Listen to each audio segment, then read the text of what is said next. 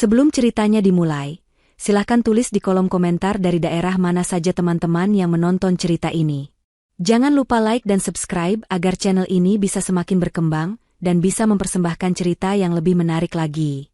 Udara di rumah itu terasa berat, seolah ikut berkabung. Padahal sudah 3 hari berlalu sejak jenazah Ibu Sari, ibu mertuaku, dikebumikan. Namun sisa-sisa wangi bunga melati dan kamper dari tahlilan semalam masih samar-samar menempel di tirai-tirai tebal yang menjuntai menutupi jendela. Sinar matahari pukul 10 pagi yang seharusnya cerah, terpaksa menyusup malu-malu, menciptakan garis-garis cahaya redup di atas lantai marmer yang dingin. Ruang keluarga yang biasanya hangat dengan celoteh Ibu Sari kini terasa begitu luas, sunyi, dan asing. Aku, Anissa, duduk di sofa tunggal yang dulu menjadi tempat favoritnya. Aku bisa merasakan sisa kehangatannya di sana, atau mungkin itu hanya angan-anganku saja. Di hadapanku, di atas meja jati berukir, sebuah cangkir teh jahe yang kubuat untuk Arman, suamiku, sudah tidak lagi mengepulkan uap. Arman sendiri duduk di seberangku, gelisah. Kakinya tak henti-hentinya mengetuk-ketuk lantai, menciptakan irama monoton yang mengganggu keheningan. Ia terus melirik jam tangan peraknya yang melingkar di pergelangan tangan kiri. Wajahnya tidak menunjukkan sisa kesedihan. Yang ada hanya gurat ketidaksabaran, seolah proses duka ini adalah sebuah rapat bisnis yang membosankan dan harus segera diselesaikan. Ia sama sekali tidak menatapku. Sejak ibunya meninggal, kami seperti 2 orang asing yang terpaksa tinggal di bawah satu atap. Ia dingin, jauh, dan aku terlalu lelah oleh duka untuk mempertanyakannya. Pak Tirtayasa ini lama sekali, gerutu Arman, lebih pada dirinya sendiri daripada kepadaku. Suaranya terdengar serak dan kesal. Aku hanya menarik napas panjang. Sabar, Mas. Mungkin di jalan macet, jawabku pelan, mencoba menjaga kedamaian yang rapuh di antara kami. Aku merapikan ujung gamis hitamku yang sedikit kusut. Rasanya sudah berhari-hari aku mengenakan pakaian berwarna gelap, dan hatiku pun terasa ikut gelap. Kehilangan Ibu Sari adalah pukulan telak bagiku. Beliau bukan sekadar ibu mertua, tapi juga sahabat, tempatku mengadu, dan satu-satunya orang di rumah ini yang membuatku merasa benar-benar diterima. Selama 2 tahun terakhir, saat penyakit menggerogoti tubuhnya, aku yang merawatnya. Aku yang menyuapinya saat ia tak lagi punya selera makan, aku yang membersihkan tubuhnya saat ia terlalu lemah untuk beranjak, dan aku yang terjaga semalaman suntuk saat ia merintih kesakitan. Arman? Ia sibuk. Selalu ada alasan pekerjaan, rapat di luar kota, atau klien penting yang harus ditemui. Aku tidak pernah mengeluh, karena aku melakukannya dengan tulus untuk wanita yang telah melahirkan pria yang kucintai. Setidaknya, pria yang dulu kucintai. Pikiranku melayang pada percakapan terakhirku dengan Ibu Sari, 2 hari sebelum beliau berpulang. Tangannya yang keriput menggenggam tanganku erat. Matanya yang sayu menatapku dengan tatapan yang sulit kuartikan. Anissa, bisiknya dengan suara lemah. Kamu anak yang baik. Kamu menantu yang tulus. Ibu melihat semuanya. Jangan pernah takut, enduk. Orang baik akan selalu menemukan jalannya. Ibu sudah siapkan semuanya untukmu. Saat itu aku tidak mengerti apa maksudnya. Aku hanya mengira itu adalah ucapan terima kasih biasa dari seorang ibu yang terharu. Aku hanya tersenyum dan menyuruhnya beristirahat. Aku tidak tahu bahwa kata-kata itu adalah sebuah wasiat lisan, sebuah pertanda dari apa yang akan terjadi hari ini. Suara bel pintu yang tajam membuyarkan lamunanku. Bei Asih, asisten rumah tangga kami, tergopoh-gopoh membukakan pintu. Sosok Pak Tirtayasa muncul di ambang pintu. Pria berusia akhir 50-an itu tampak berwibawa dengan setelan jas kelabunya. Wajahnya serius dan tatapannya tajam, khas seorang pengacara senior yang sudah malang melintang di dunia hukum. Di tangannya, ia membawa sebuah tas kerja dari kulit berwarna coklat tua yang tampak berat. Selamat pagi, Pak Arman, Bu Anissa, sapanya dengan suara berat yang menggema di ruangan sunyi itu. Ia membungkukkan badannya sedikit sebagai tanda duka. Turut berduka cita yang sedalam-dalamnya atas berpulangnya Ibu Sari. Beliau adalah klien yang sangat baik. Pagi, Pak. Silakan duduk, sahut Arman dengan cepat, seolah kata-kata basa-basi itu tidak penting. Ia menunjuk sofa di sebelahku. Pak Tirtayasa duduk dengan tenang, meletakkan tas kerjanya di atas meja. Ia menatap kami bergantian, tatapannya berhenti sedikit lebih lama padaku. Ada sorot simpati di matanya. Sesuai amanat dari almarhumah, hari ini kita akan melaksanakan pembacaan surat wasiat yang beliau titipkan kepada saya. Ia membuka tasnya, mengeluarkan sebuah amplop besar berwarna coklat yang disegel dengan lilin merah. Jantungku mulai berdebar sedikit lebih kencang. Bukan karena aku mengharapkan sesuatu, Tapi karena ini adalah babak terakhir dari kehidupan Ibu Sari. Ini adalah pesan terakhirnya.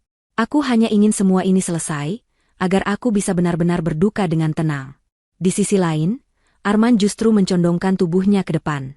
Matanya yang tadinya kuyu karena bosan, kini berbinar penuh antisipasi. Aku tahu apa yang ada di kepalanya. Perusahaan ayahnya yang dikelola Ibu Sari, rumah megah ini, tanah-tanah di beberapa lokasi strategis. Arman adalah anak tunggal, pewaris satu-satunya. Tentu saja ia merasa semua itu akan jatuh ke tangannya. Pak Tirtayasa mematahkan segel lilin itu dengan hati-hati. Ia mengeluarkan beberapa lembar kertas tebal dan mulai merapikannya. Ruangan itu kembali hening. Hanya suara kertas yang dibolak-balik dan napas Arman yang terdengar berat. Aku menundukkan kepala, memilin-milin jemariku di pangkuan. Aku berdoa dalam hati, semoga apapun isinya, wasiat ini tidak akan menimbulkan pertengkaran. Aku hanya ingin kedamaian. Tepat saat Pak Tirtayasa berdeham, bersiap untuk membacakan kalimat pertama, suara pintu utama yang dibanting terbuka mengagetkan kami semua. Suaranya begitu keras, seperti ledakan kecil yang memecahkan keheningan sakral di ruangan itu.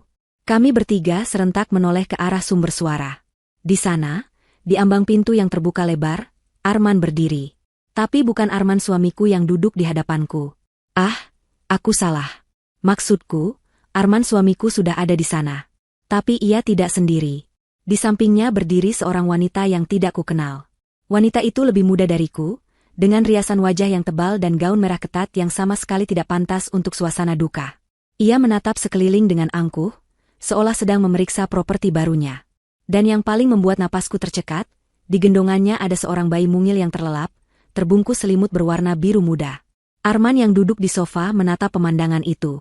Oh, aku baru sadar. Yang datang adalah Arman yang lain. Bukan. Aku bingung. Pria yang datang adalah Arman, suamiku. Lalu siapa yang duduk di depanku? Aku menatapnya. Dia adalah Arman. Mereka kembar? Tidak mungkin. Aku pasti sedang bermimpi. Tapi tidak. Pria di sofa, yang sedari tadi gelisah, kini tersenyum. Senyum yang ganjil. Senyum yang membuat bulu kuduku berdiri. Ia berdiri, dan berjalan menghampiri Arman yang baru datang. Mereka saling menepuk bahu. Aku tidak mengerti apa yang terjadi. Maaf terlambat, kata Arman yang baru datang itu, suaranya terdengar sama persis dengan suara Arman yang kukenal. Ia menatapku dengan senyum angkuh yang sama sekali tidak terasa familiar. Ada urusan penting yang tidak bisa ditinggal. Lalu ia melirik wanita di sampingnya dan bayi dalam gendongannya. Tatapannya melembut sesaat, tatapan yang sudah bertahun-tahun tidak pernah ia berikan padaku. Kenalkan, lanjutnya, suaranya kembali lantang dan penuh percaya diri, seolah sedang mengumumkan sebuah kemenangan besar. Ia merangkul bahu wanita itu. Ini Rina. Dan ini, ia berhenti sejenak, menatap lurus ke mataku, menikmati setiap detik kehancuranku. Penerus keluarga. Anakku. Dunia di sekelilingku seakan berhenti berputar. Suara-suara di ruangan itu mendadak hilang, tergantikan oleh dengungan nyaring di telingaku. Anakku. Kata-kata itu menusuk jantungku seperti ribuan jarum es. Kami sudah bertahun-tahun menikah, dan salah satu kesedihan terbesarku adalah belum bisa memberinya keturunan. Dan sekarang, ia berdiri di sini, di rumah duka ibunya, membawa seorang wanita lain dan bayi mereka, mengumumkannya seolah itu adalah sebuah prestasi. Di hadapanku. Di hadapan pengacara ibunya. Aku menatapnya, mencari sisa-sisa pria yang pernah kuucap janji setia di hadapan Tuhan. Tapi yang kutemukan hanyalah orang asing dengan wajah yang sama. Dan saat itu aku sadar, awan kelabu yang menyelimuti rumah ini bukan hanya karena duka kehilangan, tapi juga karena badai pengkhianatan yang baru saja datang untuk menghancurkan hidupku. Hantaman itu tidak terasa fisik, tapi dampaknya jauh lebih merusak. Rasanya seperti sebuah palu godam tak terlihat telah menghantam dadaku, memecahkan tulang rusukku dan meremukkan jantungku hingga menjadi serpihan-serpihan kecil. Napasku tercekat di tenggorokan. Udara yang tadinya terasa berat, kini terasa hampa, seolah paru-paruku menolak untuk berfungsi. Pandanganku mengabur, bukan karena air mata, tapi karena gelombang kejut yang begitu dahsyat. Satu-satunya yang bisa kulihat dengan jelas adalah pemandangan di depanku. Arman, suamiku, berdiri dengan bangga di samping wanita bernama Rina itu, yang menggendong bayi hasil dari perselingkuhan mereka. Waktu seakan berjalan melambat. Aku bisa melihat senyum mengejek di bibir Rina. Ia menatapku dari atas ke bawah, tatapan matanya seolah berkata, "Aku menang. Kamu kalah." Gaun merahnya yang menyala tampak seperti api yang siap membakar sisa-sisa kebahagiaanku. Bayi dalam dekapannya menggeliat pelan. Makhluk mungil tak berdosa itu menjadi bukti nyata, bukti hidup dari pengkhianatan yang selama ini terjadi di belakangku. Selama aku sibuk merawat ibunya yang sakit, selama aku berdoa setiap malam untuk kesembuhannya, suamiku ternyata sedang membangun kehidupan lain dengan wanita lain. Apa? Hanya satu kata itu yang berhasil keluar dari bibirku yang bergetar. Suaraku terdengar seperti bisikan parau, nyaris tak terdengar. Arman mendengus pelan, seolah pertanyaanku adalah hal yang paling bodoh di dunia. Sudah jelas, kan, Anissa? Aku tidak perlu menjelaskannya lagi. Ia berjalan mendekat, melangkahi kehancuranku dengan santai. Rina mengikutinya seperti bayangan, duduk di sofa panjang seolah ia adalah nyonya rumah yang baru. Mereka duduk berdampingan, sebuah potret keluarga yang sempurna dan menyakitkan. Kenapa? Mas, kenapa kamu melakukan ini? Tanyaku lagi, kali ini sedikit lebih kuat. Aku butuh penjelasan. Aku butuh alasan, sekecil apapun, untuk memahami mengapa duniaku harus dihancurkan seperti ini. Arman duduk dengan angkuh, menyilangkan kakinya. Ia menatapku dengan tatapan dingin yang sama sekali tanpa penyesalan. Kenapa? Harusnya kamu bertanya pada dirimu sendiri, Anissa. Bertahun-tahun kita menikah, apa yang sudah kamu berikan padaku? Keluarga ini butuh penerus. Perusahaan butuh pewaris. Dan kamu tidak bisa memberikannya. Setiap kata yang keluar dari mulutnya adalah belati baru yang ia tancapkan ke lukaku. Ia menggunakan kekuranganku, kesedihan terbesarku, sebagai senjata untuk membenarkan perbuatannya. Air mata yang sejak tadi kutahan, akhirnya mulai menggenang di pelupuk mata. Aku teringat semua kunjungan ke dokter, semua terapi yang menyakitkan, semua doa yang tak terjawab.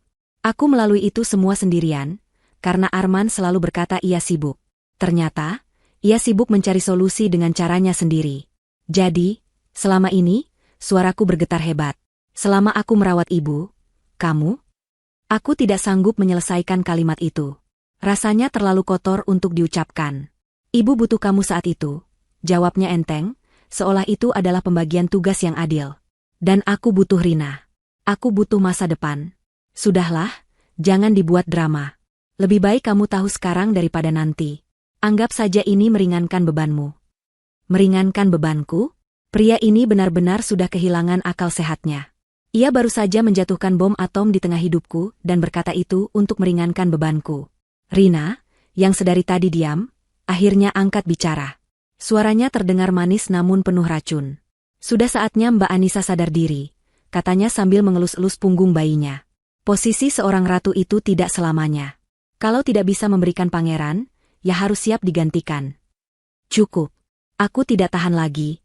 Rasa sakit di dadaku kini mulai bercampur dengan amarah yang membara. Amarah pada Arman yang begitu kejam. Amarah pada wanita ini yang begitu tidak tahu malu. Amarah pada diriku sendiri yang begitu bodoh dan buta selama ini.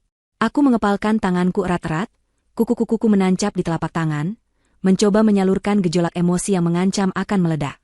Di tengah suasana yang begitu tegang, sosok Pak Tirtayasa yang nyaris kulupakan, tiba-tiba berdeham keras. Suaranya yang berat dan tegas berhasil memecah drama keluarga yang menjijikan ini. Ia menatap Arman dan Rina dengan tatapan tidak suka, tatapan seorang profesional yang terganggu oleh perilaku tidak beradab. Maaf, Tuan Arman, Nona, Rina, kata Pak Tirtayasa, nadanya terdengar formal dan dingin. Saya turut prihatin dengan masalah pribadi Anda. Namun, kita berkumpul di sini untuk satu tujuan yang mulia, yaitu melaksanakan amanat terakhir dari almarhumah Ibu Sari. Saya harap kita semua bisa menghormati itu. Arman tampak sedikit terkejut dengan ketegasan Pak Tirtayasa, namun dengan cepat ia kembali memasang wajah arogannya. Tentu saja, Pak. Justru karena itu kami di sini. Anak ini, ia menunjuk bayi di dekapan Rina, adalah cucu kandung Ibu Sari. Pewaris sah. Jadi, cepat bacakan saja wasiatnya, agar kami bisa segera mengurus masa depannya. Permintaannya yang tidak tahu malu itu membuat darahku mendidih. Ia membawa anak haramnya ke pembacaan wasiat, dan dengan percaya diri mengklaim hak waris untuknya. Aku menatap Pak Tirtayasa, berharap ia akan mengusir mereka. Namun, pengacara itu tetap tenang. Ia hanya merapikan kembali kertas-kertas di tangannya, wajahnya tidak menunjukkan emosi apapun. Apakah hukum memang sebuta ini? Apakah kesetiaan dan pengorbananku tidak ada artinya sama sekali? Pak Tirtayasa mengangkat pandangannya. Ia tidak melihat ke arahku, juga tidak ke arah Arman. Ia menatap lurus ke sebuah titik kosong di dinding di belakang kami, seolah sedang berbicara dengan arwah Ibu Sari. Baiklah, katanya dengan suara yang mantap. Mari kita mulai. Ia mengambil lembar pertama. Aku sudah tidak peduli lagi isinya. Harta? Rumah? Perusahaan? Semua itu terasa tidak ada nilainya dibandingkan dengan kehormatan dan harga diriku yang baru saja diinjak-injak. Aku hanya ingin semua ini berakhir. Aku ingin lari dari ruangan ini, lari dari kenyataan pahit ini. Pak Tirtayasa kembali menatap kami satu persatu. Ia menatap Arman dan Rina yang duduk dengan angkuh, lalu tatapannya beralih padaku yang duduk hancur berkeping-keping. Ada kilat aneh di matanya, kilat yang tidak bisa kubaca. Lalu, ia mengucapkan kalimat yang menggantung di udara, penuh dengan makna tersembunyi. Kalimat yang menjadi jeda sebelum badai yang sesungguhnya datang. Tapi saya sarankan, katanya pelan, namun setiap katanya terdengar begitu jelas dan tajam, Anda semua mendengarkan baik-baik. Ia berhenti sejenak, lalu matanya menatap lurus dan menusuk ke arah Arman dan Rina. Karena wasiat Ibu Sari, sangat spesifik. Kata-kata Pak Tirtayasa yang tegas dan penuh arti itu menggantung di udara, menciptakan lapisan ketegangan baru di atas kekacauan yang sudah ada. Namun, anehnya, pikiranku tidak lagi terfokus pada ancaman di masa depan. Aku tidak sanggup. Otakku, dalam upaya putus asa untuk melindungi diri dari rasa sakit yang tak tertanggungkan, justru menarikku mundur. Mundur ke masa lalu, ke saat-saat terakhir yang kuhabiskan bersama satu-satunya orang di rumah ini yang memberiku kehangatan, Ibu Sari. Pemicunya sederhana. Pandanganku tanpa sengaja jatuh pada sebuah selendang batik berwarna sogan yang tersampir di sandaran sofa favorit ibu. Selendang itu masih di sana, seolah sang pemilik baru saja meletakkannya dan akan kembali sebentar lagi. Aroma minyak kayu putih yang samar, aroma khas ibu di hari-hari terakhirnya, seakan menguar dari kain itu dan menarikku ke dalam pusaran kenangan. 2 tahun lalu adalah awal dari segalanya. Hari itu langit Jakarta berwarna kelabu, sama kelabunya dengan wajah dokter yang membacakan hasil pemeriksaan Ibu Sari. Diabetes kronis yang berkomplikasi pada ginjal dan jantung. Vonis itu terdengar seperti hukuman mati yang ditunda. Aku ingat dengan jelas bagaimana Arman bereaksi. Ia hanya menghela napas, menyandarkan punggungnya di kursi ruang tunggu rumah sakit yang tidak nyaman, dan berkata, "Ya sudah, memang sudah umurnya. Nanti kita cari perawat saja di rumah." Tidak ada air mata, tidak ada kekhawatiran yang mendalam.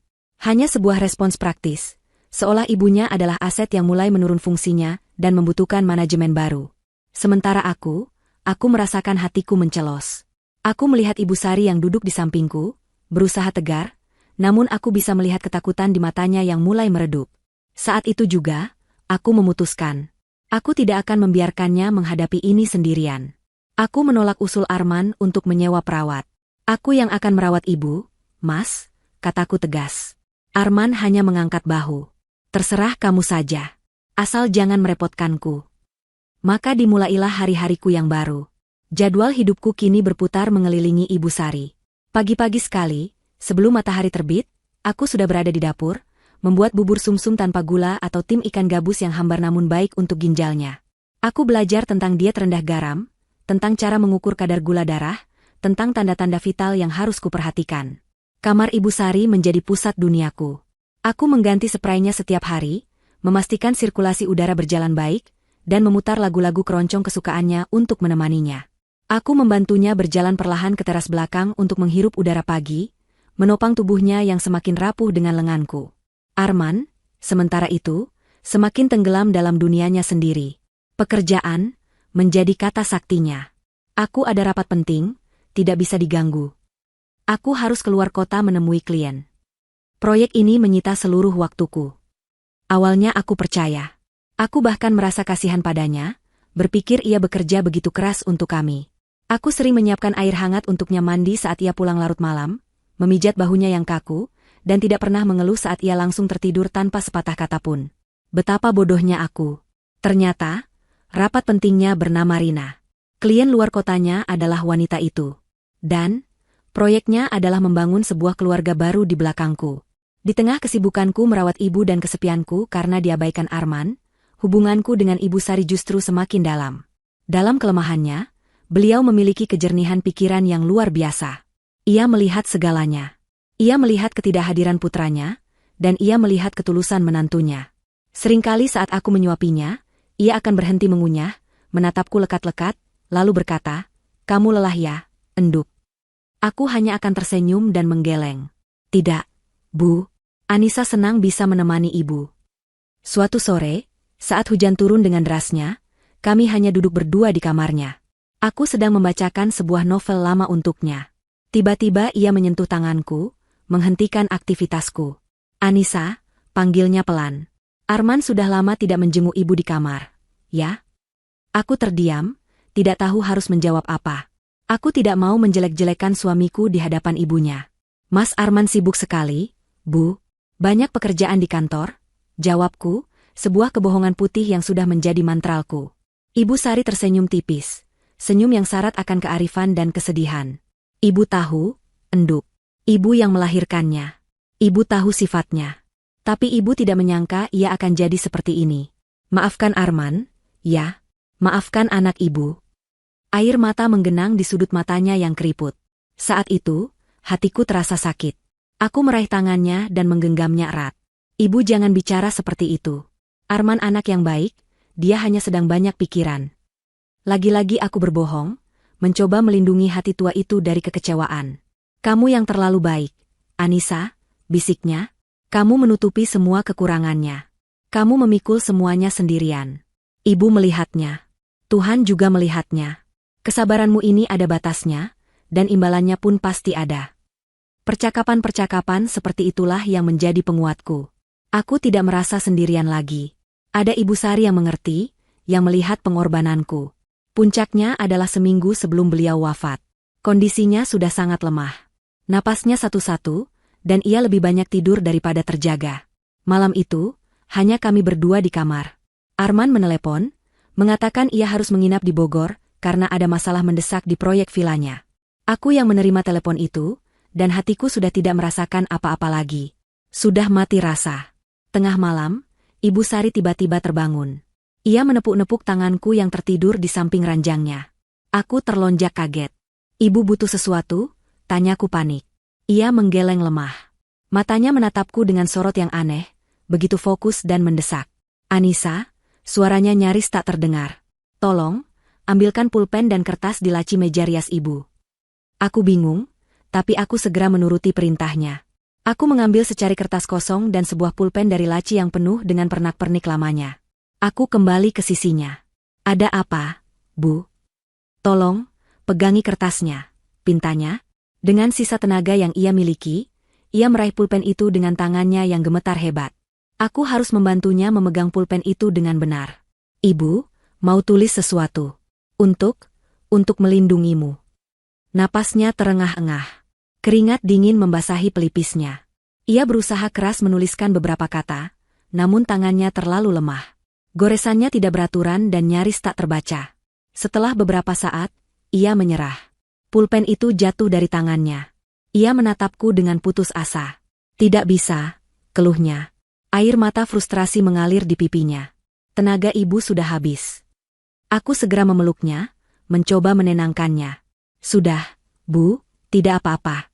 Ibu istirahat saja. Jangan memaksakan diri." "Tidak," katanya dengan kekuatan yang mengejutkan. "Ini penting, Anissa. Ini tentang keadilan untukmu. Kalau ibu tidak bisa menulisnya, ibu akan menyampaikannya. Besok, telepon Pak Tirtayasa. Suruh dia datang ke sini secepatnya. Bilang ibu mau merevisi wasiat. Ini darurat. Kamu mengerti?" Aku mengangguk cepat. Meskipun saat itu aku tidak sepenuhnya paham. Aku hanya ingin ia tenang. "Iya, Bu." Besok pagi Anissa langsung telepon Pak Tirtayasa. "Janji?" desaknya. "Janji, Bu." Setelah mendengar janjiku, tubuhnya melemas. Ia kembali memejamkan mata dan tertidur pulas. Itulah percakapan sadar terakhir kami. Keesokan harinya, aku menelepon Pak Tirtayasa, dan beliau datang sore harinya. Aku tidak diizinkan masuk ke kamar saat mereka berbicara. Entah apa yang mereka bicarakan berdua di dalam sana. Yang ku tahu, 2 hari setelah pertemuan itu, Ibu Sari menghembuskan napas terakhirnya dengan tenang dalam tidur. Kenangan itu, kenangan akan kegigihan Ibu Sari di detik-detik terakhirnya untuk memastikan keadilan untukku, tiba-tiba memberiku kekuatan. Aku mengangkat kepalaku. Air mata yang tadi mengancam akan tumpah, kini surut. Rasa sakit di hatiku belum hilang, tapi kini dilapisi oleh secercah rasa penasaran dan harapan.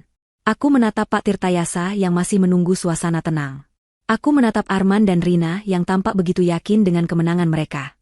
Dan untuk pertama kalinya sejak mereka masuk, aku tidak lagi merasa seperti korban yang pasrah. Aku adalah pemegang janji terakhir Ibu Sari. Dan aku akan melihat janji itu ditepati. Lamunanku tentang Ibu Sari pecah seketika saat suara berat Pak Tirtayasa kembali mengisi ruangan. Ia berdeham sekali lagi, sebuah isyarat bahwa pertunjukan akan segera dimulai, entah itu sebuah tragedi atau komedi, aku belum tahu. Aku menegakkan punggungku, mencoba mengumpulkan sisa-sisa diriku yang berserakan. Aku tidak boleh terlihat lemah. Tidak di depan mereka. Kita lanjutkan, kata Pak Tirtayasa, matanya menyapu kami semua sebelum akhirnya terpaku pada lembaran kertas di tangannya. Sesuai dengan prosedur, saya akan membacakan aset-aset pendukung terlebih dahulu sebelum masuk ke aset utama. Arman bersandar di sofa dengan tidak sabar, lengannya merangkul bahu Rina dengan posesif. Rina sendiri tampak seperti penonton di barisan depan sebuah pertunjukan besar, matanya berbinar penuh antisipasi. Mereka berdua terlihat begitu percaya diri, seolah hasil akhir dari semua ini sudah tertulis di bintang-bintang.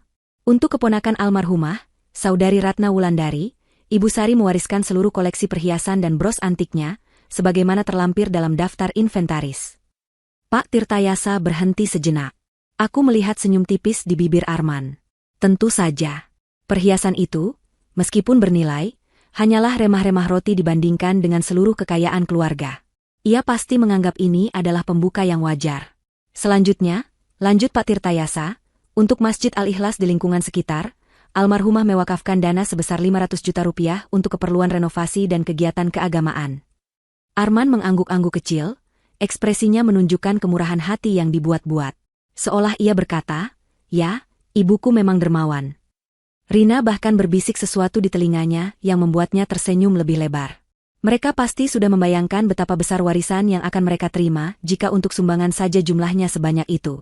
Dan terakhir, untuk para asisten rumah tangga yang telah mengabdi dengan setia, Ibu Asi dan Bapak Udin, almarhumah memberikan dana pesangon masing-masing sebesar 100 juta rupiah sebagai tanda terima kasih.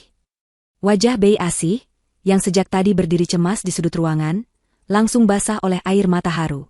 Ia menangkupkan kedua tangannya di depan dada, membungkuk dalam-dalam tanpa suara. Aku ikut terharu melihatnya. Ibu Sari memang selalu memikirkan orang-orang di sekitarnya. Bahkan dalam kematiannya, ia masih menebar kebaikan. Di sisi lain, ketidaksabaran di wajah Arman semakin kentara. Baginya, semua ini hanyalah formalitas yang membosankan yang menghalangi jalan menuju hadiah utamanya. Baiklah, suara Pak Tirtayasa berubah menjadi lebih berat dan resmi. Ia membalik kertasnya ke halaman berikutnya. Sekarang kita masuk ke dalam isi utama dari surat wasiat ini, yang menyangkut seluruh aset pokok milik almarhumah Ibu Sari binti Bapak Prawiro Diharjo. Seketika, seluruh perhatian di ruangan itu terpusat padanya. Bahkan aku, yang tadinya merasa mati rasa, kini merasakan jantungku berdebar kencang. Arman menegakkan duduknya, tubuhnya condong ke depan, matanya terpaku pada bibir Pak Tirtayasa, siap menelan setiap kata yang akan keluar. Pak Tirtayasa menyesuaikan letak kacamatanya.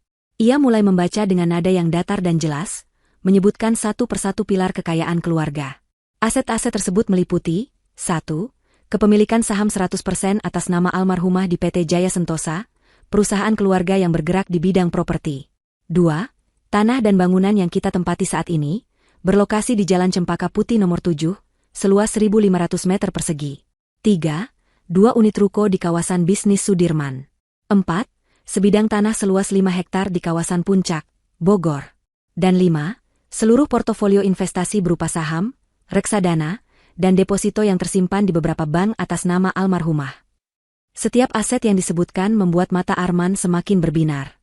Rina bahkan tanpa sadar menggigit bibir bawahnya, imajinasinya pasti sudah terbang liar membayangkan kehidupan mewah yang menantinya. Bagi mereka, ini adalah pengumuman kemenangan. Pak Tirtayasa berhenti sejenak setelah menyebutkan aset terakhir. Ia menarik napas dalam-dalam, seolah sedang mempersiapkan diri untuk mengucapkan kalimat yang paling penting. Keheningan di ruangan itu begitu pekat, aku bisa mendengar detak jantungku sendiri bergemuruh di telinga. Atas seluruh aset utama yang telah saya sebutkan tadi, Pak Tirtayasa mengangkat kepalanya, menatap lurus ke depan. Almarhumah Ibu Sari, dalam keadaan sadar, sehat jasmani dan rohani, serta tanpa ada paksaan dari pihak manapun, telah memutuskan.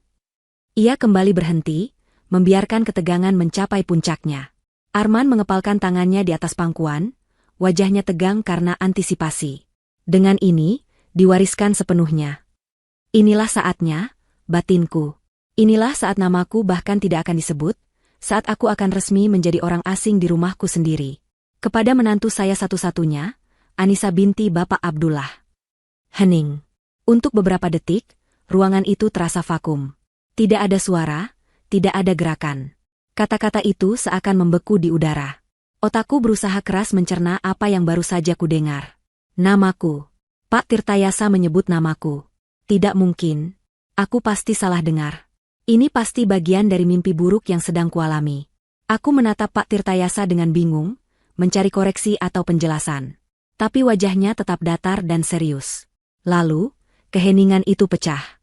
Bukan oleh suaraku, tapi oleh suara Arman. Awalnya hanya sebuah dengusan tidak percaya. Lalu berubah menjadi suara tawa yang kering dan sumbang. Hah? Apa? Lucu sekali, Pak. Mungkin Bapak salah baca. Pak Tirtayasa menggeleng pelan. Saya tidak salah baca, Tuan Arman. Tertulis dengan sangat jelas di sini. Wajah Arman berubah. Tawa sinisnya hilang, digantikan oleh ekspresi tidak percaya yang kemudian dengan cepat berubah menjadi merah padam karena amarah. Rina di sebelahnya tampak sama terkejutnya. Mulutnya sedikit terbuka, riasan di wajahnya tidak mampu menutupi kepucatan kulitnya. Tidak mungkin. Arman melompat berdiri, tangannya menggebrak meja kopi di depannya dengan keras. Cangkir tehnya yang sudah dingin sampai bergetar dan isinya tumpah, menciptakan noda gelap di atas kayu jati. Ini gila. Pasti ada kesalahan. Ibu saya tidak mungkin melakukan ini. Saya anak kandungnya. Saya pewaris satu-satunya.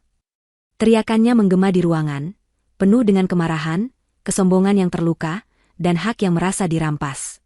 Ia menatapku dengan mata melotot, seolah aku adalah seorang penipu yang telah merebut apa yang menjadi miliknya. Aku sendiri masih terlalu syok untuk bereaksi. Tubuhku terasa lemas, kepalaku pening. Semua ini tidak masuk akal. Di tengah ledakan amarah Arman, Pak Tirtayasa tetap duduk tenang di kursinya. Ia seolah tidak terpengaruh sama sekali. Ia menunggu sampai teriakan Arman mereda, hanya menyisakan napasnya yang terengah-engah.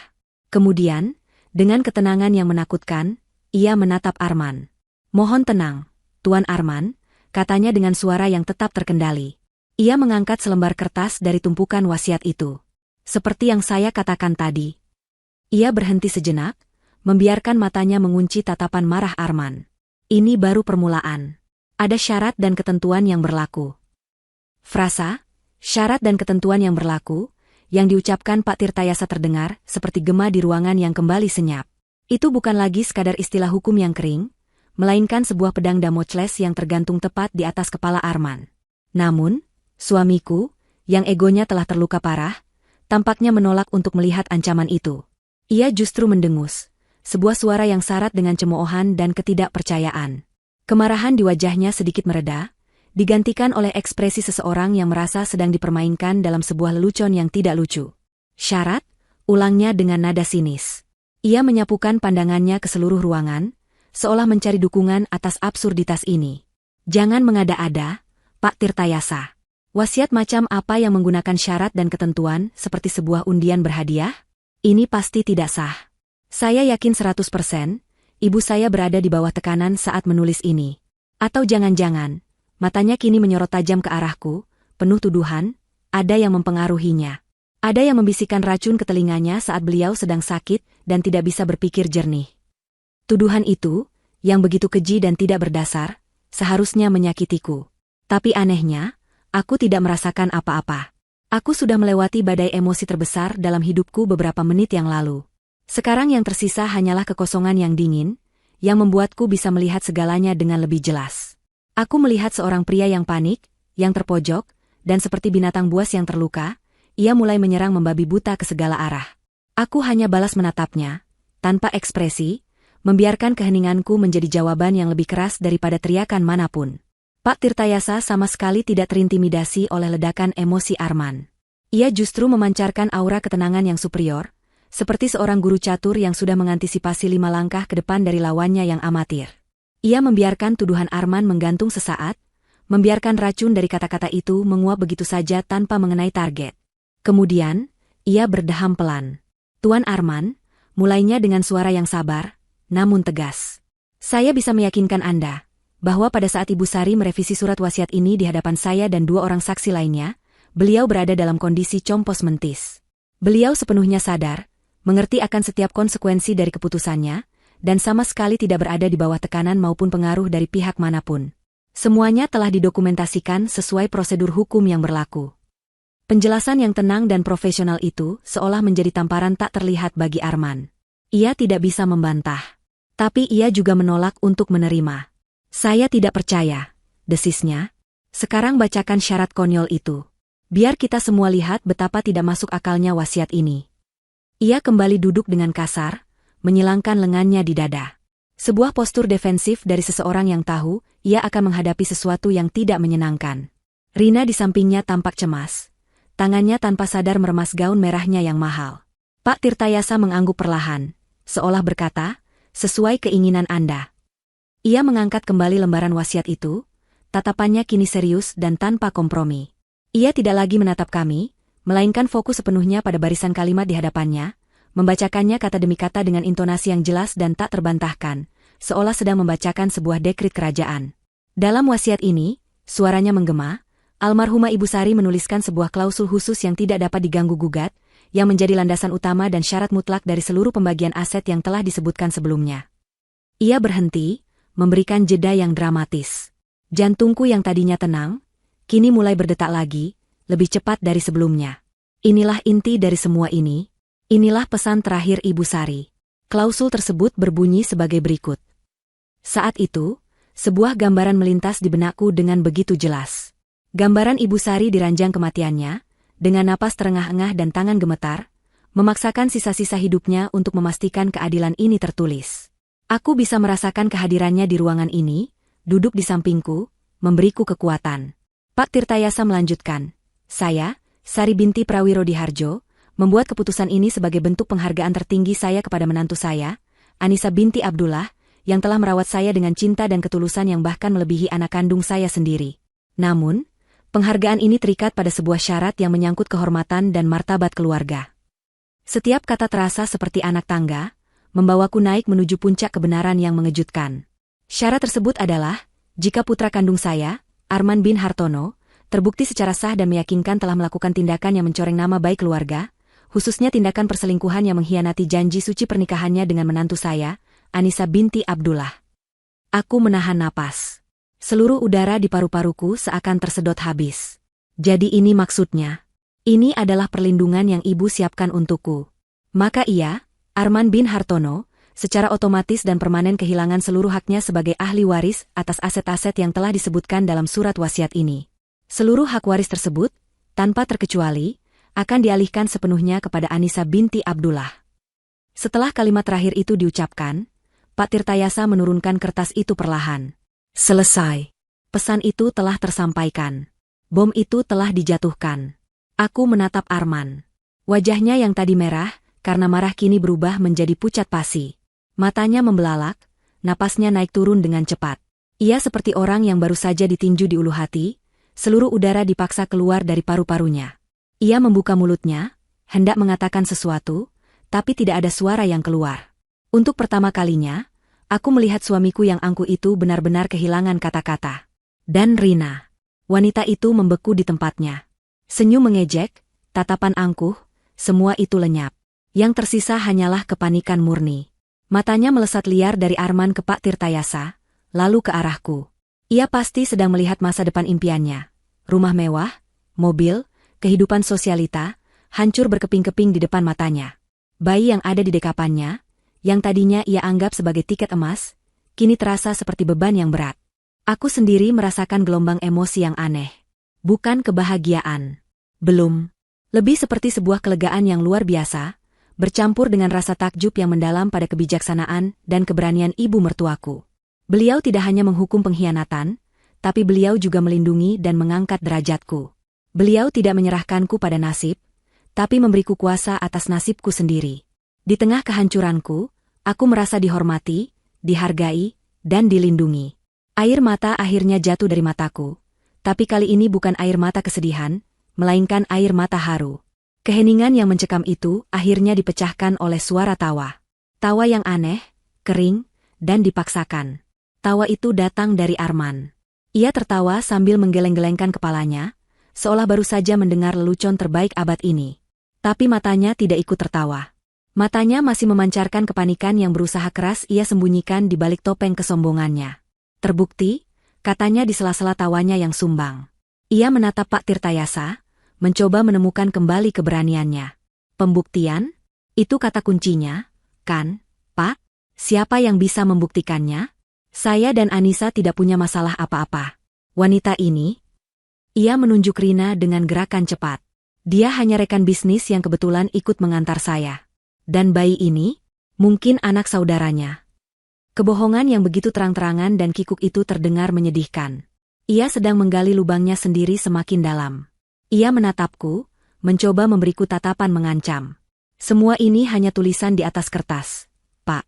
Gertakan kosong yang tidak ada dasarnya. Anda tidak punya apa-apa untuk membuktikan tuduhan konyol ini. Tawa Arman yang dipaksakan itu menggantung sesaat di udara sebelum akhirnya mati, meninggalkan keheningan yang lebih mencekam dari sebelumnya. Ia telah melemparkan tantangannya. Ia bertaruh pada satu hal, tidak adanya bukti.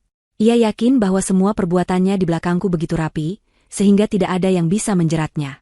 Ia menatap Pak Tirtayasa dengan dagu terangkat, sebuah arogansi terakhir dari seseorang yang merasa masih memegang kendali. Rina, melihat kepercayaan diri tuannya kembali, tampak sedikit lebih tenang, meskipun wajahnya masih pucat. Ia mungkin berharap bahwa gertakan Arman akan berhasil. Menanggapi tantangan itu, Pak Tirtayasa tidak mengucapkan sepatah kata pun. Reaksinya jauh lebih efektif daripada kata-kata. Dengan gerakan yang lambat, tenang, dan disengaja, ia menundukkan badannya dan meraih tas kerja dari kulit yang sejak tadi tergeletak di samping kursinya. Ia meletakkannya di atas pangkuan, membuka kuncinya yang berbunyi, klik, dengan suara yang terdengar begitu nyaring di ruangan yang sunyi itu. Dari dalam tas, ia mengeluarkan sebuah map tebal berwarna biru tua, jenis map yang biasa digunakan untuk menyimpan dokumen-dokumen penting. Ia meletakkannya di atas meja kopi di antara kami. Suara map yang bergesekan dengan permukaan kayu meja, seolah menjadi genderang perang yang ditabuh perlahan. Anda bertanya soal pembuktian, Tuan Arman? Tanya Pak Tirtayasa dengan nada yang tetap datar, namun kini ada sedikit nuansa dingin dalam suaranya. Almarhumah Ibu Sari adalah wanita yang sangat teliti. Beliau tidak akan pernah membuat sebuah klausul wasiat yang begitu kuat, tanpa memiliki dasar yang lebih kuat lagi. Beliau sudah mengantisipasi penyangkalan Anda. Arman masih mencoba mempertahankan topengnya. Dasar apa? Jangan bilang ibu mempercayai gosip murahan. Pak Tirtayasa tidak menjawab. Ia hanya membuka sampul map itu. Lembar pertama yang ia keluarkan adalah selembar foto berukuran A4 yang dicetak di atas kertas glossy. Tanpa berkata apa-apa, ia mendorong foto itu di atas meja ke arah Arman. Foto itu menunjukkan pemandangan sebuah restoran mewah yang familiar. Aku tahu tempat itu. Arman pernah mengajakku ke sana sekali, untuk ulang tahun pernikahan kami yang ketiga. Di dalam foto, di salah satu meja di sudut ruangan yang romantis, duduklah Arman dan Rina. Mereka tidak tampak seperti rekan bisnis. Kepala mereka berdekatan, tertawa bersama. Tangan Arman terulur di atas meja, menggenggam erat tangan Rina. Itu adalah gestur yang intim, gestur yang sudah lama tidak pernah ia lakukan padaku. Wajah Arman membeku. Ia menatap foto itu seolah melihat hantu. Hanya makan malam biasa, gumamnya lemah, tapi suaranya tidak lagi seyakin tadi. Pak Tirtayasa seolah tidak mendengarnya. Ia mengeluarkan foto kedua, lalu ketiga, dan keempat, menyebarkannya di atas meja seperti seorang pemain kartu yang memamerkan kartu kemenangannya. Foto kedua, Arman dan Rina di lobi sebuah hotel di Bali. Arman merangkul pinggang Rina dengan posesif. Aku ingat perjalanan itu. Ia bilang itu adalah perjalanan bisnis mendadak selama 3 hari. Foto ketiga, mereka berdua berjalan bergandengan tangan di sebuah pantai saat matahari terbenam. Siluet mereka tampak begitu mesra. Foto keempat, yang paling menyakitkan, adalah foto candid Rina yang sedang bersandar manja di dada Arman di balkon sebuah kamar, keduanya hanya mengenakan jubah mandi. Setiap foto adalah sebuah tusukan baru di jantungku. Tapi aku tidak menangis. Aku hanya menatap Arman, menyaksikan bagaimana setiap lembar bukti itu meruntuhkan pertahanannya, bata demi bata. Warna telah sepenuhnya hilang dari wajahnya. Ia tampak seperti terdakwa yang baru saja dihadapkan pada saksi mata kejahatannya. Ini rekayasa. Fitnah, desis Arman, tapi suaranya bergetar. Jika foto bisa direkayasa, kata Pak Tirtayasa dengan tenang, mungkin data perbankan lebih sulit untuk direkayasa. Ia mengeluarkan setumpuk kertas baru dari dalam map. Kali ini adalah salinan laporan rekening koran. Ia menunjuk beberapa baris yang sudah ditandai dengan stabilo kuning. Berikutnya, kami memiliki salinan transaksi dari rekening pribadi Anda, Tuan Arman, ke rekening atas nama Nona Rina Astuti. Terjadi transfer rutin setiap tanggal 1, dengan keterangan, tunjangan bulanan. Jumlahnya cukup signifikan. Ia berhenti sejenak, lalu menunjuk beberapa transaksi lain.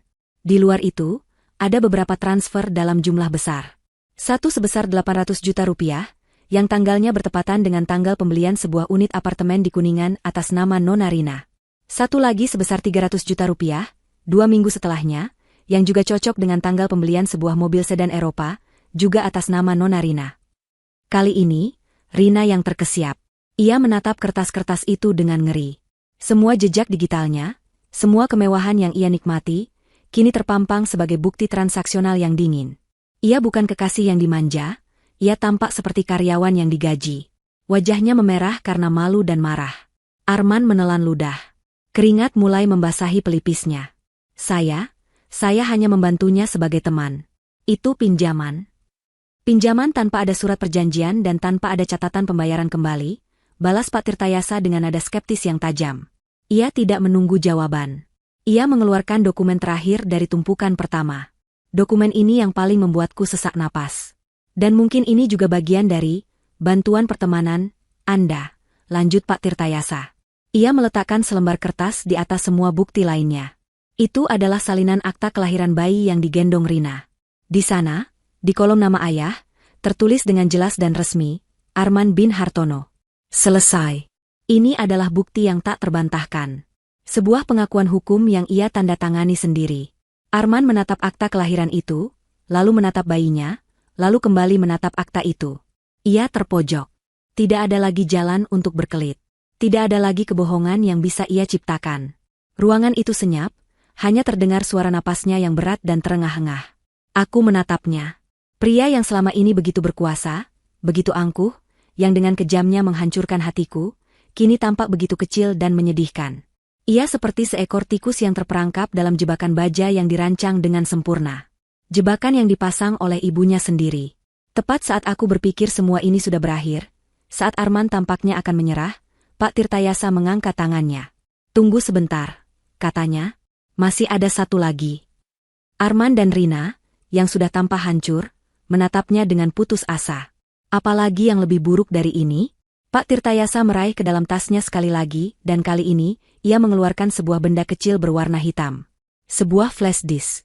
Ia meletakkannya di tengah meja, di antara foto-foto perselingkuhan dan laporan keuangan. Benda kecil itu tampak begitu sederhana, namun memancarkan aura yang paling mengancam. Dan jika semua bukti fisik ini masih Anda anggap kurang, jika Anda masih berniat untuk menuduh semua ini adalah fitnah atau rekayasa, kata Pak Tirtayasa, matanya menatap lurus ke dalam jiwa Arman. Ibu Sari sudah mengantisipasi hal tersebut. Ia mengetuk pelan flash disk itu dengan ujung jarinya. Ini adalah rekaman suara percakapan telepon antara Anda, Tuan Arman, dengan almarhumah Ibu Sari, yang terjadi 1 hari setelah saya datang menemui beliau. Sebuah percakapan di mana Anda, dengan suara Anda sendiri, tidak hanya mengakui hubungan Anda dengan Nona Rina dan bayi ini, tetapi Anda bahkan meminta restu ibu Anda untuk menceraikan Anissa sesegera mungkin setelah warisan ini dibagikan, agar Anda bisa hidup bahagia dengan keluarga baru Anda. Flash disk hitam kecil itu tergeletak di tengah meja, di antara bukti-bukti pengkhianatan yang lain. Benda itu mungil, tidak mencolok, namun auranya terasa lebih berat dan lebih menghancurkan daripada tumpukan foto dan kertas manapun. Itu adalah senjata pamungkas, vonis akhir yang tidak memerlukan persidangan. Di dalamnya tersimpan suara Arman sendiri, mengakui semua kebusukannya, merencanakan kehancuranku dengan nada santai kepada ibunya sendiri. Itu adalah bukti yang tidak bisa ia bantah sebagai rekayasa atau fitnah. Itu adalah suaranya, kebenarannya, kejatuhannya. Arman menatap flash disk itu seolah benda itu adalah seekor ular berbisa yang siap mematuknya. Seluruh sisa-sisa perlawanan dan kesombongan di tubuhnya menguap seketika, seperti embun yang tersapu terik matahari. Bahunya yang tadi tegap kini merosot. Wajahnya yang pucat kini berubah menjadi keabu-abuan, warna kekalahan mutlak. Ia terhuyung mundur selangkah dan jatuh terduduk di sofa, bukan lagi dengan gerakan angkuh, melainkan seperti boneka tali yang benangnya diputus. Ia tidak lagi menatap siapapun, pandangannya kosong, tertuju pada lantai marmer yang dingin, melihat bayangan hidupnya yang hancur berkeping-keping. Pria yang beberapa saat lalu menggebrak meja dan berteriak tentang haknya, kini diam 1000 bahasa, dikalahkan oleh kebohongannya sendiri yang terekam dalam sebuah chip memori. Melihat tuannya telah tumbang, kepanikan Rina mencapai puncaknya.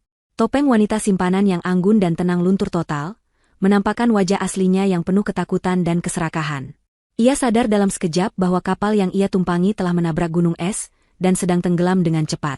Ia tidak lagi peduli pada etika atau suasana duka.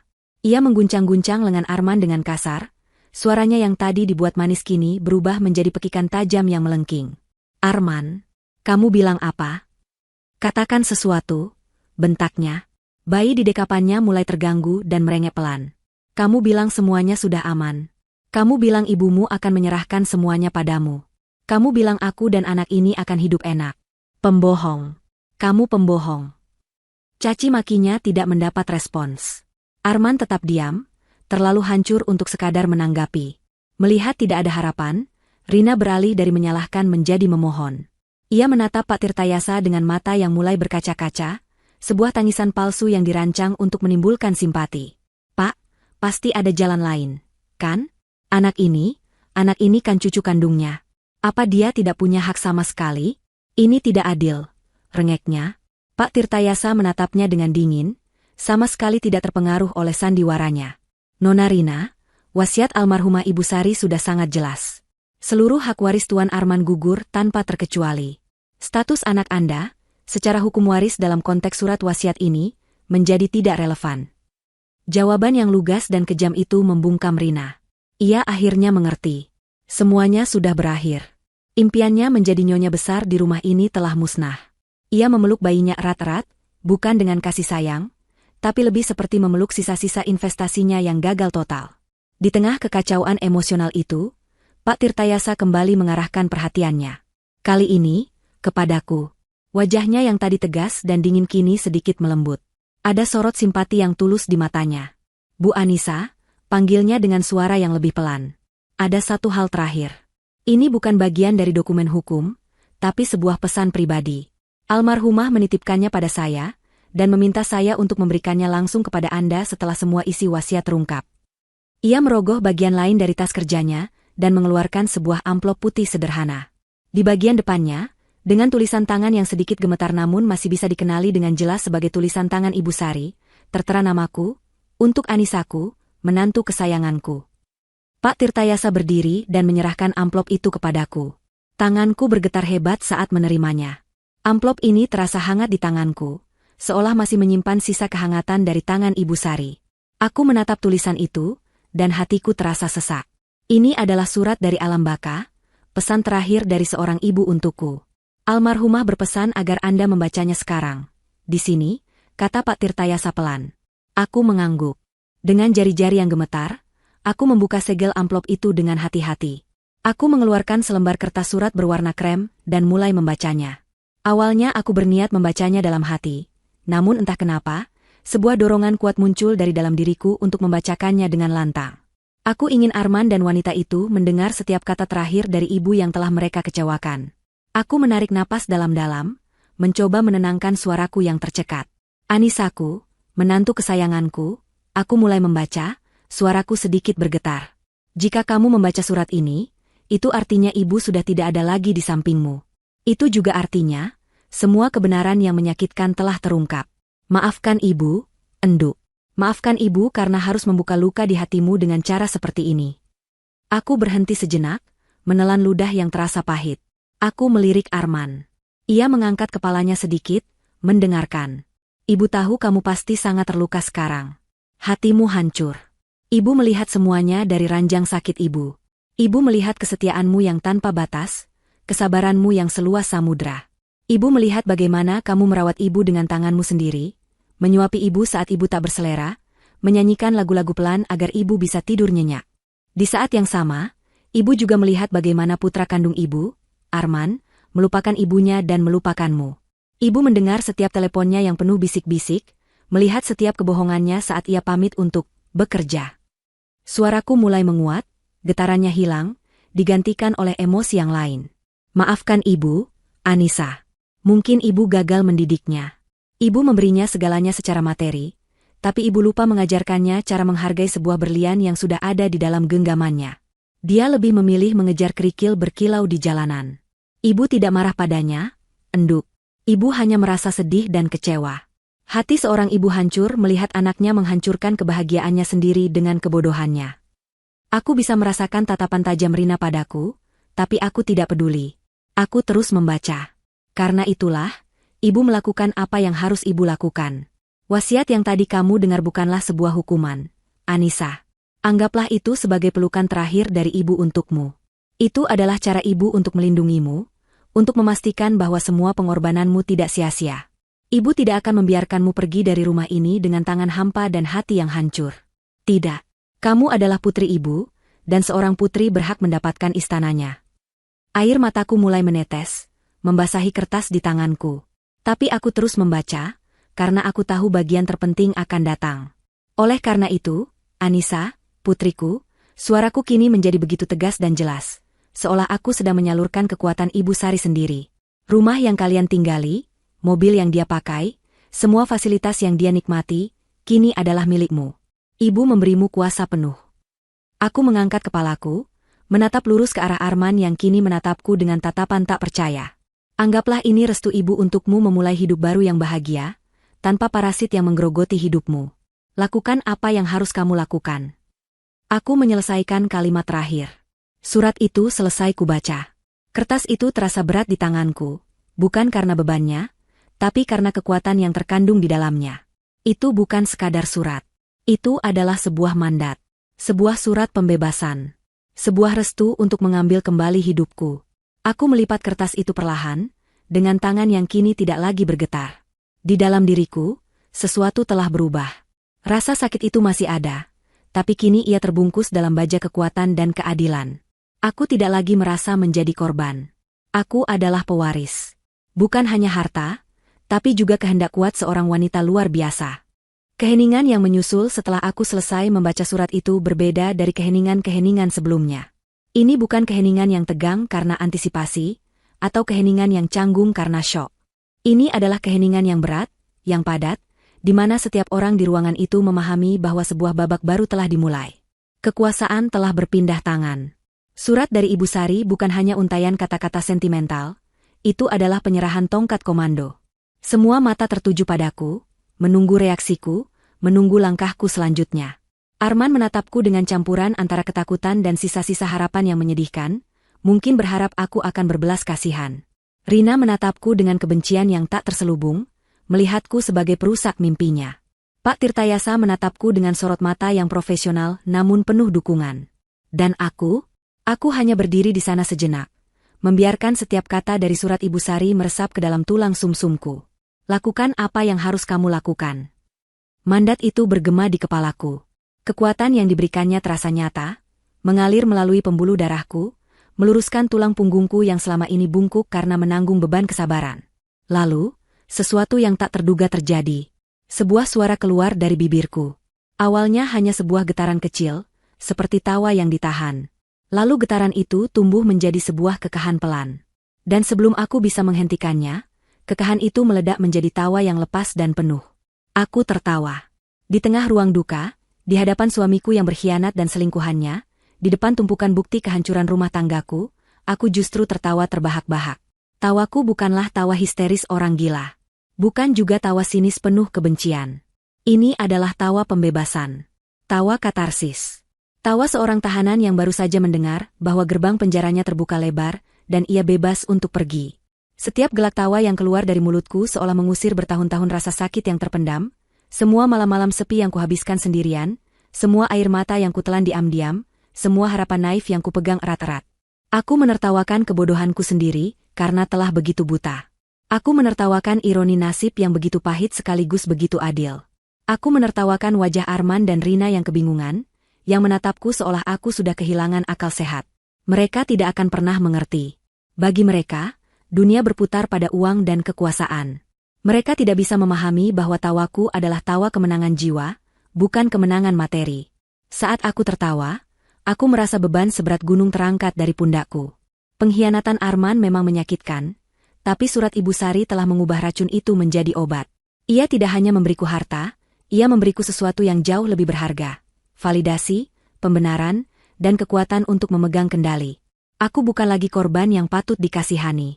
Aku adalah benteng yang tidak bisa mereka runtuhkan, karena pondasinya telah diperkuat oleh cinta dan keadilan dari seorang ibu. Arman dan Rina tampak ngeri melihatku tertawa.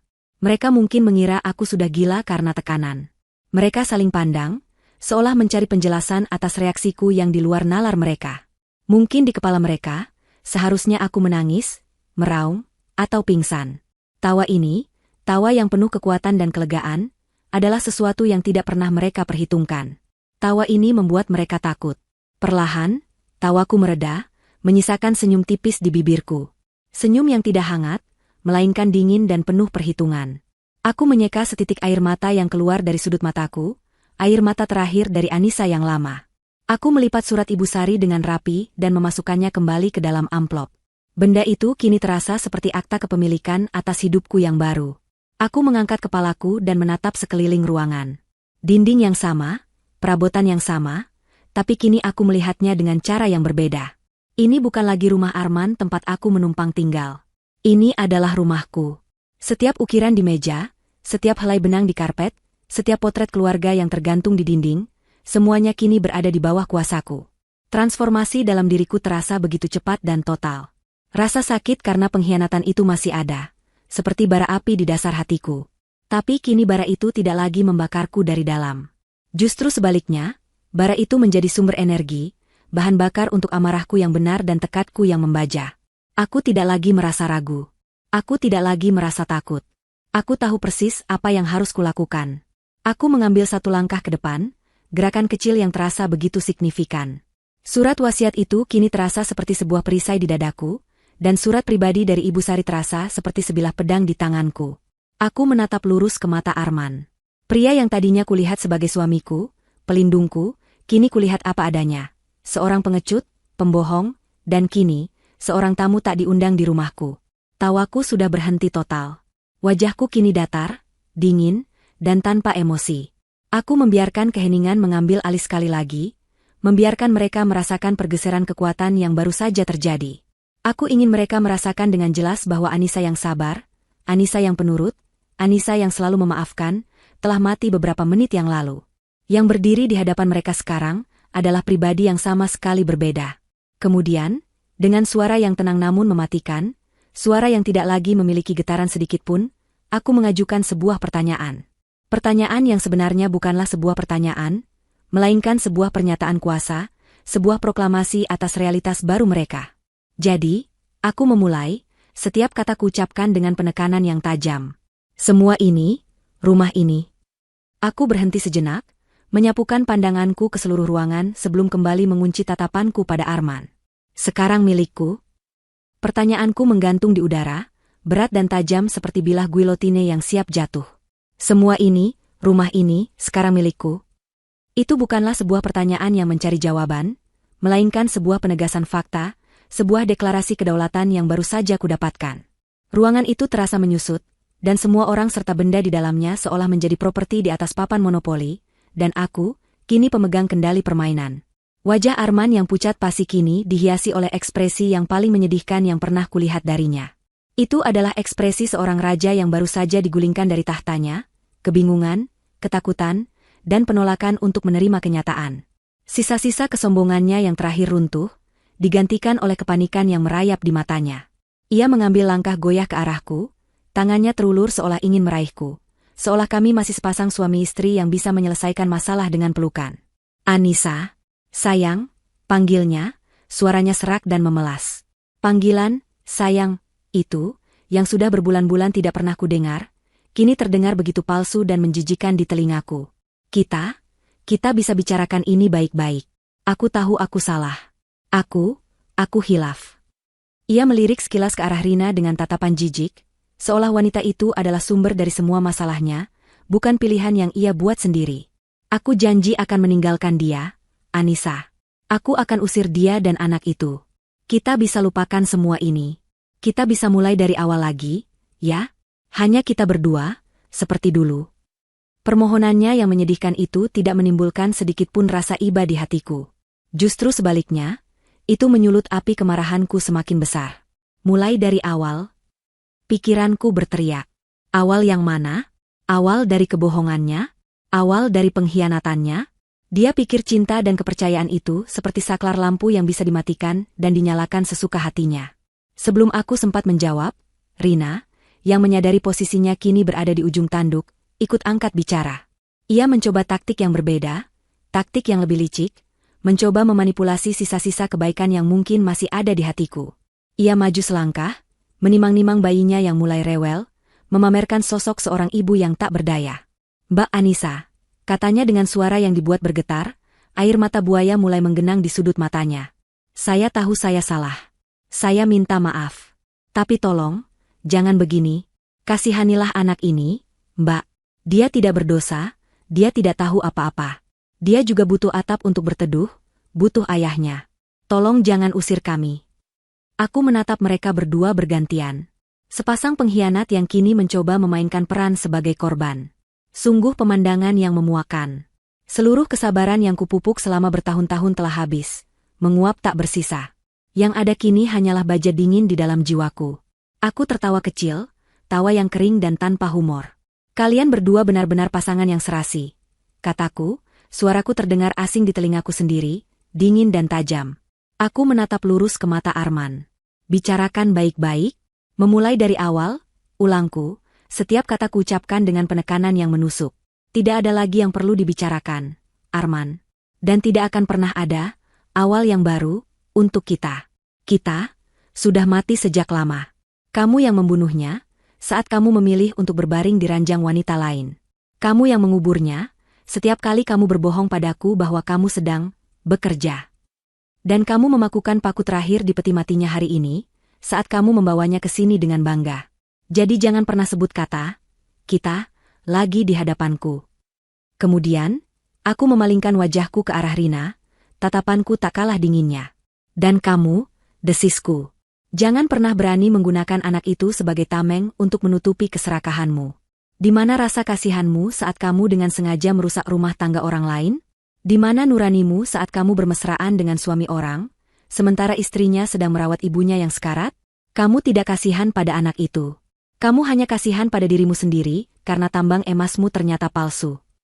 Kata-kataku yang telah itu membungkam mereka berdua. Tidak ada lagi permohonan, tidak ada lagi air mata buaya. Yang tersisa hanyalah wajah-wajah yang pias karena terhina dan kalah. Aku tidak mau membuang-buang waktu lagi. Aku tidak sudi berbagi udara dengan mereka lebih lama lagi di dalam rumahku. Dengan gerakan yang mantap, aku berjalan melewati mereka. Aku tidak menyentuh mereka, tapi mereka berdua refleks menghindar seolah aku adalah api panas. Aku berjalan lurus menuju pintu utama yang besar dan terbuat dari kayu jati. Dengan satu gerakan kuat, aku membuka kedua daun pintu itu lebar-lebar. Angin sore yang sejuk berembus masuk, membawa aroma tanah basah setelah hujan, seolah alam pun ingin membantu membersihkan udara kotor di dalam rumah ini. Aku berbalik dan menatap mereka.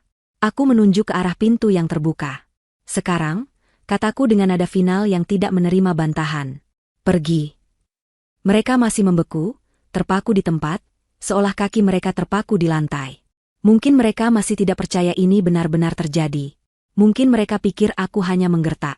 Melihat keraguan mereka, kesabaranku yang terakhir pun habis. Aku menaikkan suaraku, bukan lagi suara yang tenang dan dingin, melainkan sebuah teriakan penuh kuasa yang menggema di seluruh ruangan, memantul dari dinding-dinding tinggi rumah yang kini menjadi milikku. Pergi. Suaraku yang keras akhirnya menyentak mereka. Arman tersentak kaget. Rina sedikit terlonjak. Bawa semua barangmu yang menempel di badanmu dan wanita ularmu itu. Lanjutku, menunjuk mereka dengan jariku.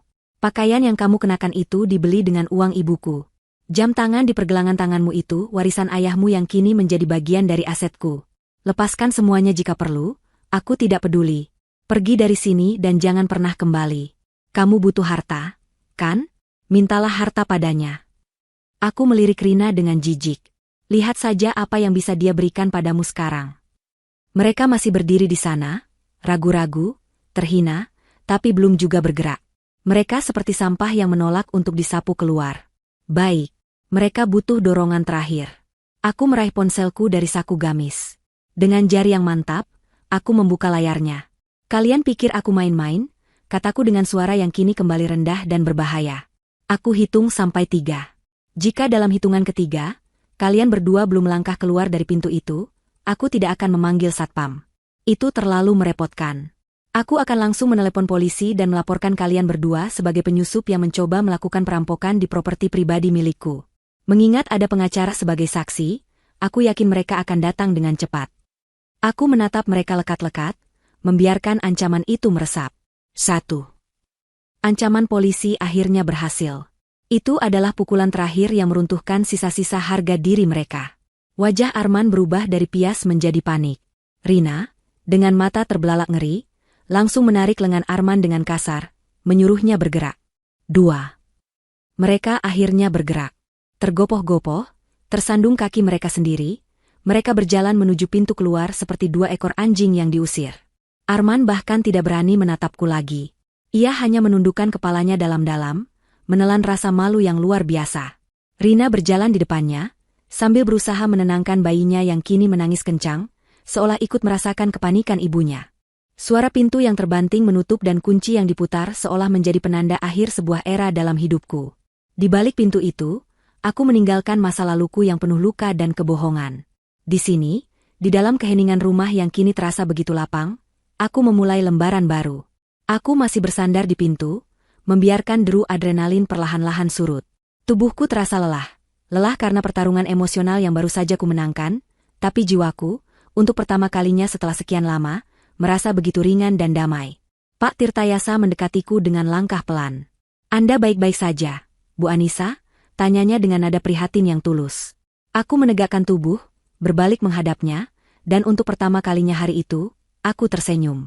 Senyum yang tulus, tanpa beban. "Saya lebih dari baik-baik saja, Pak. Terima kasih.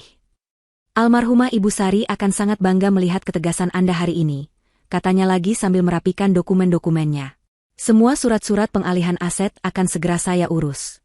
Dalam beberapa hari, semuanya akan resmi menjadi atas nama Anda. Jika ada apa-apa, jangan ragu untuk menghubungi saya." Aku mengangguk. "Terima kasih banyak atas semua bantuan Bapak." Setelah Pak Tirtayasa berpamitan, tinggallah aku dan Bei Asih di ruang keluarga yang luas itu. Bei Asih, yang sejak tadi hanya bisa menyaksikan semuanya dari jauh dengan cemas, kini memberanikan diri mendekat. Matanya berkaca-kaca, bukan karena sedih, tapi karena haru.